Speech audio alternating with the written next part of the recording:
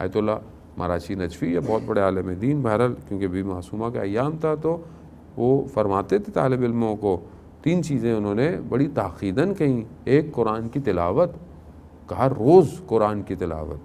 دوسرا وہ کہتے تھے کہ امام زمانہ سے توسل کرنا ہر وقت، یعنی روز توسل امام سے کرنا.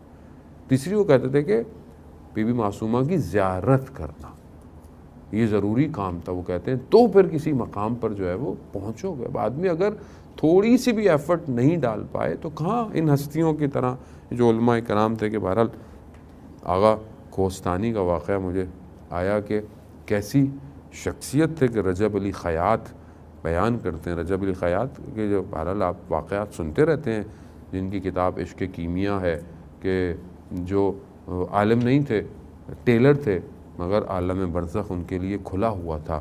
تو وہ کہتے ہیں کہ آغا کوہستانی کے وجود سے نور نکلتا تھا اور آسمان کی طرف جاتا تھا.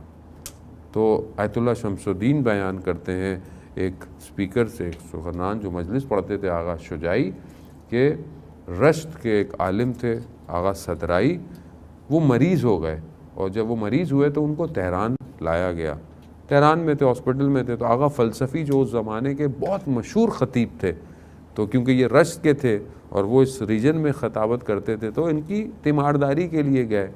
جب ہاسپٹل پہنچے تو ایسے ہی سوال میں پوچھا کہ فائنینشلی اسسٹنس کیسے ہے آپ کی، یعنی زندگی کے معاشی معاملات کیسے گزر رہے ہیں. تو انہوں نے کہا کہ سب سید الشہداء کا کرم ہے. تو ان کا سید الشہداء کا کرم تو سب کے لیے ہے، آپ کے لیے کوئی خاص نہیں. سید الشہداء کا کرم. پھر انہوں نے اپنی داستان بتائی کہ میرے پاس ایک باغ تھا، اور اس باغ کو میں نے سودا کیا اور میں آغا کوہستانی کی خدمت میں پہنچا. تو جیسے ان کی خدمت پہنچا تو انہوں نے مجھے بولا کہ یہ جو تم نے اپنی وہ جو پراپرٹی ہے، مملوکہ پراپرٹی، اس کو کیوں بیچ رہے ہو؟ تو سن لا کہ مملوکہ نہیں ہے. زمانے میں وہ جو بادشاہ گفٹ کرتا تھا اس کو یہ مملوکہ پراپرٹی کہتے تھے. کہتا مجھے کسی بادشاہ نے نہیں دی ہے، میری اپنی پراپرٹی ہے. کہہ رہا ہے تمہیں یاد ہے جوانی میں جب تم کربلا گئے تھے تو تم نے امام حسین کی زری کو پکڑ کے یہ دعا مانگی تھی کہ مولا مجھے کوئی ایسا سسٹم، ایسی چیز دے دیں جو بڑھاپے میں میرے فائننس کو مینیج کر سکے. کہا یہ سید الشہداء نے تمہیں باغ دیا تھا. کہتے میں ایک دم واپس گیا، میں نے جو ڈیل کی تھی اس کو ہار دیا. تو آغا شجاعی جنہوں نے واقعہ بیان کیا تو کہتے ہیں اس کے بعد سے میرے اندر یہ جستجو پیدا ہو گئی کہ میں آغا کوہستانی سے ملوں، کہ ایک شخص کو کسی کی جوانی کا واقعہ جو خود سید الشہداء کی بارگاہ میں، تو کیسا شخص ہوگا. کہہ رہا میں نے بہت کوشش کی، میری ملاقات نہیں ہوئی. حج کا سیزن آ گیا، میں حج پہ چلا گیا. حج پہ جو ڈاکٹر تھا ہمارے کاروان میں، اس نے بتایا کہ وہ آغا کوہستانی مریض ہیں اور یہی ان کا ڈاکٹر ہے جو علاج کر رہا ہے. تو اس نے بولا کہ میں تمہیں ملوا دوں گا واپس جا کے. کہہ رہا وہاں روز عرفہ آیا، منع میں تھا، تنہائی خلوت تھی، کوئی نہیں تھا. تو میں نے خدا کی بارگاہ میں کہا پروردگار تو میں سید ہوں، تجھے میری سیادت کا واسطہ، میں تجھ سے ایک ہی دعا کرتا ہوں، آغا کوہستانی مریض ہیں، انہیں شفا عطا کر دیں.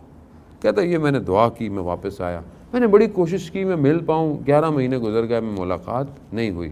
میں مشہد مقدس چلا گیا مولا کی بارگاہ میں.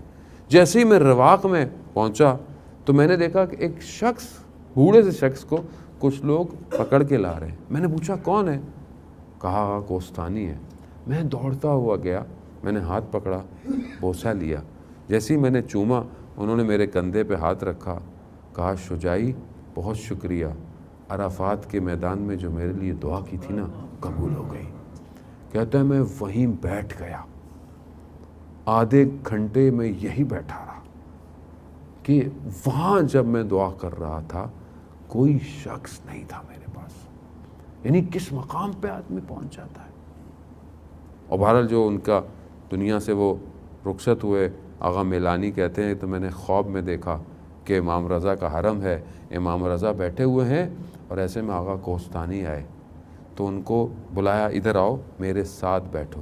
کہہ رہا میں بیدار ہوا، میں سمجھ گیا کہ یہ دنیا سے رخصت ہو گئے۔ اور جب میں نے اس وقت اپنے بیٹے سے کہا کہ پتہ کرو، نجف میں تھے، تو انہوں نے کہا کہ آقا کوہستانی کا انتقال ہو گیا، اور میں نے کہا کہ ان کو امام رضا نے بلایا ہے، ان کو یہیں دفن کیا جائے۔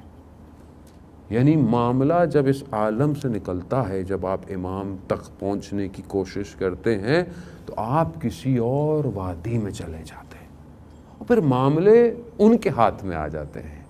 لیکن ظاہر ہے اپنے آپ کو اپلفٹ کرنا پڑتا ہے عزیزان محترم۔